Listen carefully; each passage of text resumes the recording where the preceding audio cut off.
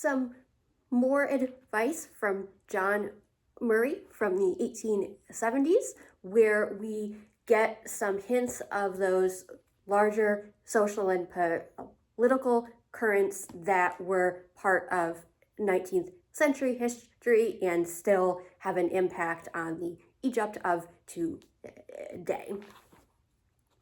The climate of Egypt is remarkably dry and salubrious, although the mortality amongst the inhabitants is great, and it can be easily accounted for apart from the climate, through the ignorance, superstition, and filthiness of the natives.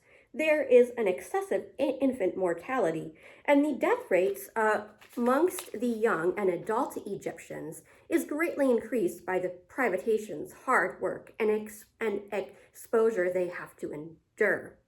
Besides this, a great number of the poor die for want of medical care and advice, which the government does not supply them with, unless in the hospitals, of which the natives have a deep-seated dread. They prefer to die at their homes, surrounded by their friends, rather than enter a hospital. For these and other reasons, the deaths far exceed the births. Hence, the native population must be dying out. But through the civilized measures that are being introduced by the present ruler, this state of matters will in time take quite a different course.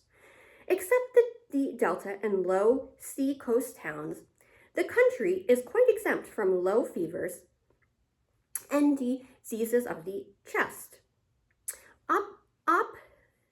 Ophthalmia, diarrhea, dentistry, and affections of the liver are the principal endemic complaints.